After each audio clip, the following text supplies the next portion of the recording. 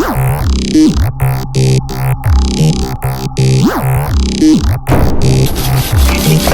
to the river to check out the boats going by on the river.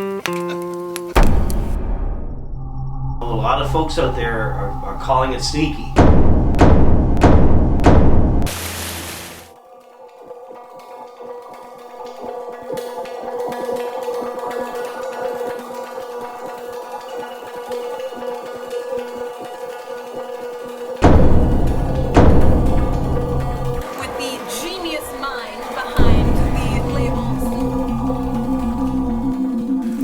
Welcome to Beside Two Spruce.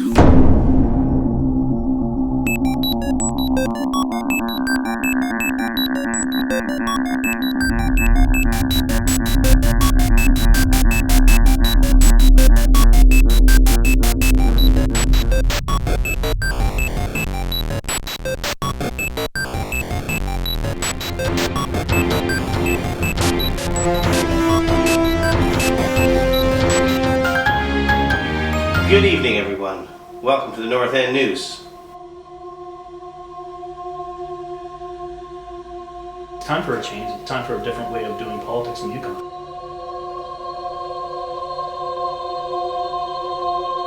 Good evening, Liz. Thanks, Bill. Hi. How are you enjoying your time in Dawson? Well, I always loved coming to Dawson. I've been coming here for many years, and today is such a glorious day. It's been beautiful. Great meetings, having fun. So Dawson is, as you are aware, it's quite the mining community. Yeah. The NDP's anti-mining, isn't it? Not at all. That's an interesting question, and it's an interesting assumption. I think that if you look back at the history of the New Democratic Party across the country and in the Yukon, the NDP has always stood for and worked with working people. And if there was ever a working profession, the trades and mining is one. And we also are a party that has a history of our leaders, Tony Pennicott, Dawson.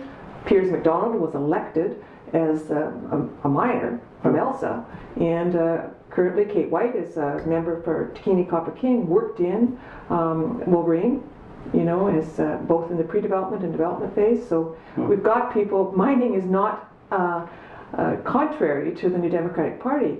It was the NDP that put in place the mining incentive program, and I think Sean Ryan, who's made great strides in exploration in this part of the territory, has been clear in crediting, in the early days anyways, the mining incentive program.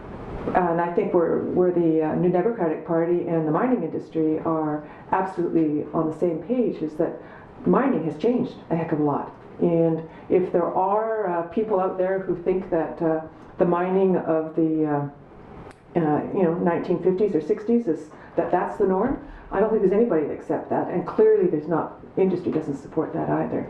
So we believe and have a strong record of believing that non-renewable resources are non-renewable, and I expect that most Yukoners expect that when those non-renewable resources are extracted, that there's some fair return on our investment and our resources. So that's a dialogue, a conversation that we believe has to happen, and before too long. I've never seen that show Duck Dynasty, just in case anyone's wondering. This is not a Duck Dynasty tribute. This is just a nice wool camo jacket purchased from the Raven's Nook right here in Dawson City. I'd recommend checking out the store.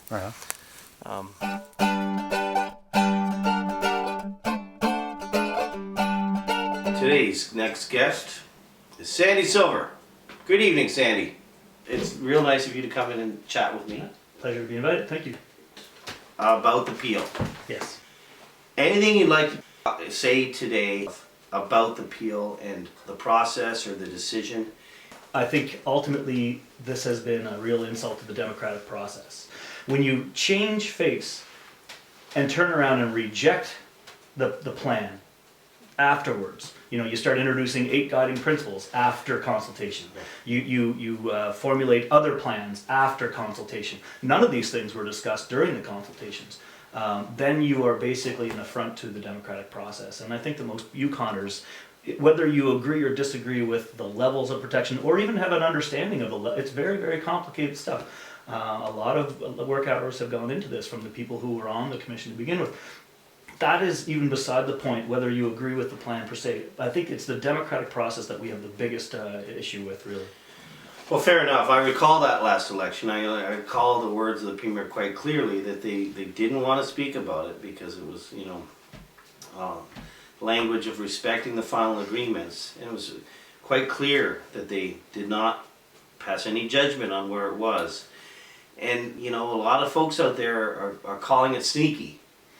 You just did as well. I was paraphrasing folks. Okay, and you know folks what? out there. Yeah, I mean, I'm going to just say, the process for me was very democratic until the Yukon Party decided to do an about face, like I said. I mean, the commission started, and when they did, the First Nations were recommending 100% protection. Yeah. This is, when you look on an international scale, as far as pristine watersheds in the world, there's not a lot of them around. We have we're blessed to have this geography.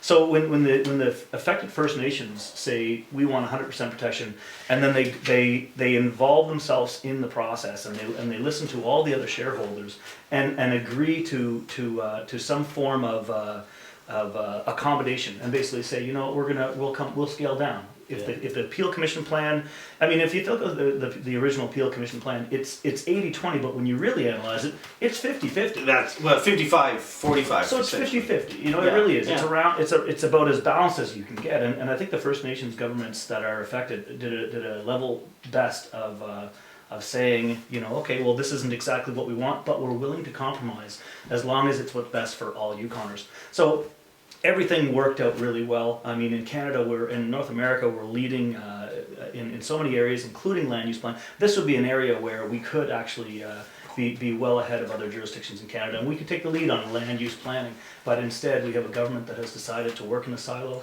and to use confrontation. Like I said, it's definitely an affront to the democratic process, and it's time for a change. It's time for a different way of doing politics in Yukon. When the boat parade's getting going, do you take your family? Do you take your family down to the river to check out the boats going by on the river? Boat parade. My daughter and my son and I, we followed the boat parade around town. I'm not kidding you. We were down in the south end, and then we'd watch them all go by, and then we'd rip, to where they were next, and then we'd stop and watch them go by. Yeah. We'd go on to Front Street and watch them go by. Yeah, we had a blast. And eventually, we all kind of met up at the Westminster and kind of drove through and saw all the floats as they were they're the pretty boats good. As they were parked there. They were pretty good. Yeah, that's a great event too. That's the other thing I like about Dawson City in the winter, is that people get motivated to do things. See you next time on Beside Two Spruce.